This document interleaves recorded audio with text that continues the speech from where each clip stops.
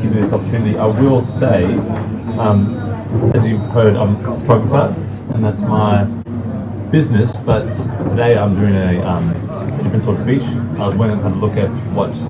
So every month when you go and do your X site, there's a theme. So there'll be mindset, finance, different sort of marketing. So there's different sort of themes. So this month was open. So I decided to open it.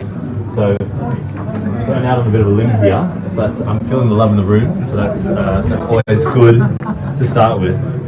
But here we go. I feel like I'm cornered here. I can't even. We kind of are. Oh. Do you want to come out this way and watch? No escaping. I might stand here, SOS. So Get on the chair. Yeah, so I can launch, jump over. Anyway, sorry, enough time. Alright, so, and just to give it a context, I'm going to be doing a speaking engagement later this month, and so this is the speech that I've created.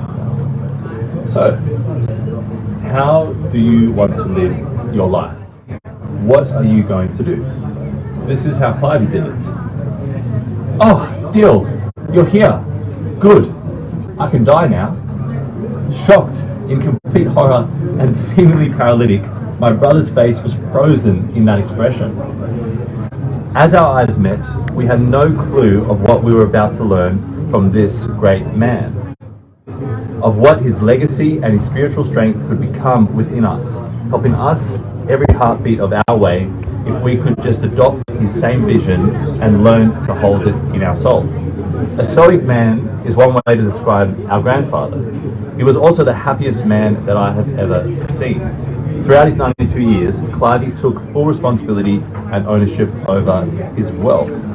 If we study the origins of what that word wealthy means, the derivation, we learn that it means happiness in prosperity and abundance.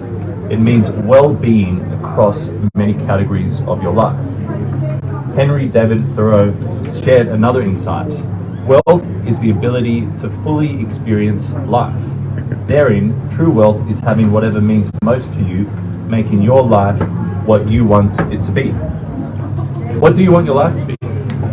What predestined legacy would you like to write into history? For Clivey, that meant not wasting his life away, but rather becoming the authority over his life's direction. He took full authority over his health, his creative time freedom, and his spiritual mission. Not once did he cross the integrity of his heart or the character of his soul. Viktor Frankl described this power best. Everything can be taken from a man, but one thing, the last of the human freedoms, to choose one's attitude in any given set of circumstances, to choose one's own way.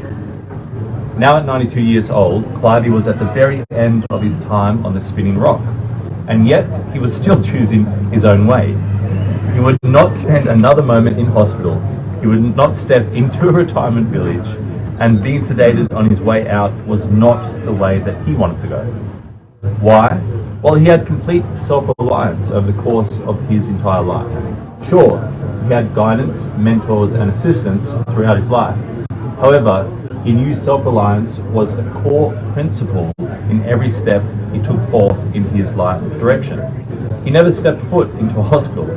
He never took any pharmaceutical drugs, and he had zero invasive medical procedures.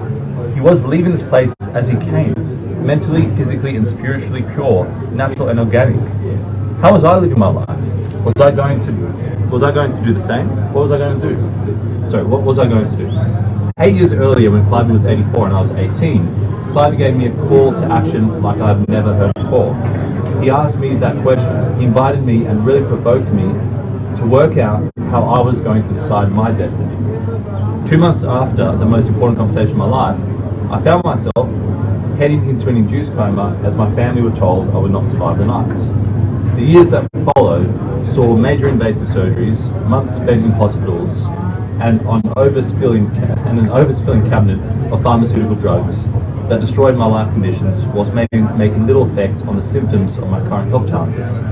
Clearly, I was not going to lead the life my grandfather led, or follow in the footsteps of my greatest example. However, this does not mean I could not find my way back to living a life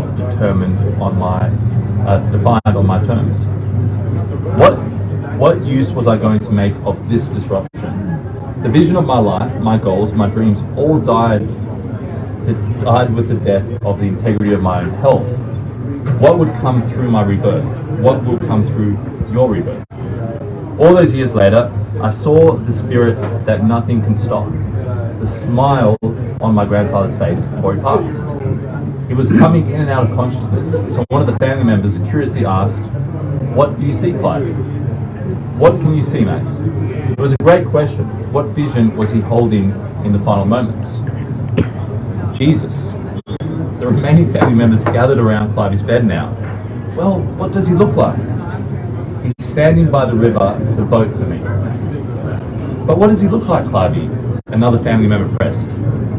"Love," is what Clivey said as he smiled with his eyes closed. We don't have to be defined by what has happened to us. We don't have to be defined by what we're told. Each one of us can be defined by the vision we hold in our mind's eye and in our heart and soul. Decide the vision of your destiny you want to unfold. How are you living your life? How do you want to live your life?